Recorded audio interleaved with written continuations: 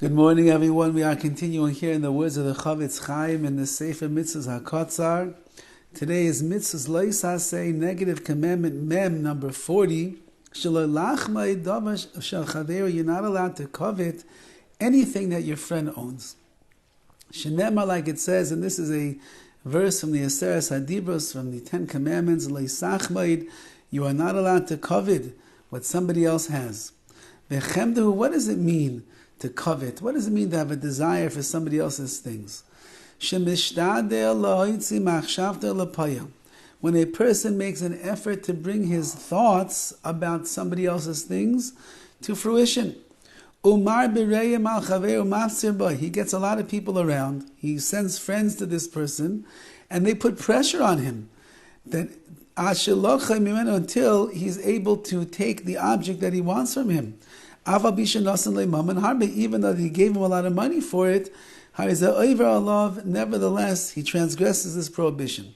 Which means, when I see my friend has a really nice car, and now with the supply chain problems, and it's difficult to get cars, and you can't get them for the right price anymore, you can't get what you want whenever you want, I decide, you know what, I want my friend's car.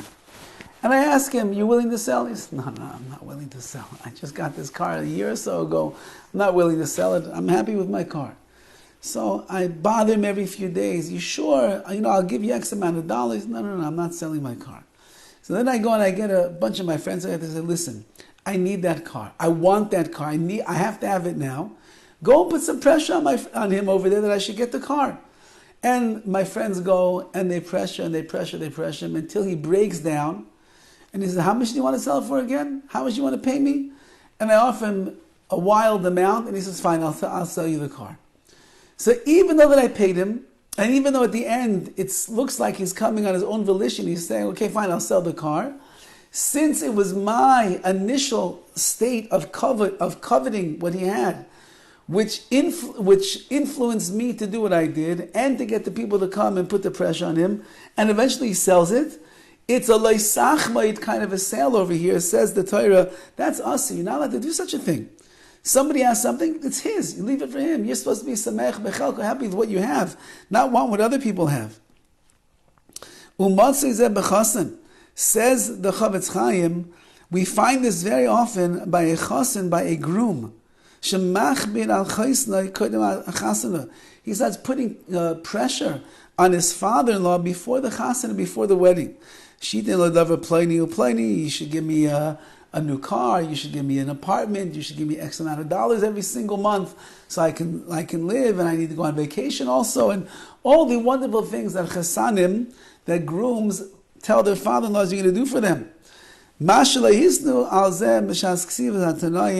And he asks for things that they didn't agree upon at the time that they were writing the Tanaim. The Tanaim are the conditions of marriage that are written in the beginning of the engagement.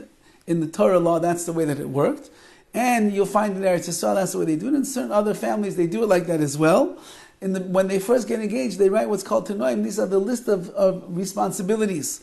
And the chasen, the groom, never put these responsibilities on the father-in-law to begin with. And now before the wedding is coming along, he's telling his father, listen, you want the wedding to go through, you want me to take good care of your daughter, you take good care of me. Says the Horowitz even though the father-in-law fulfills the will and the desire of his future son-in-law, or the son-in-law, the chasen, the groom will put pressure on his father-in-law to do such a thing. He just royally transgressed the prohibition over here of loisachmaid, of not coveting somebody else's things. And you have to be very careful. This is a mitzvah that applies everywhere all the time. With men and with women, you're not allowed to covet other people's things. And the way the Chavetz Chaim is describing is, it would only be a chemda, a coveting that's in your heart. Could be you could get away with it. The real issue in this prohibition is when you bring your thoughts to fruition and you force somebody else to give you what they have because you would desire it for yourself. That would be a true transgression of this prohibition over here. Have a wonderful Shabbos.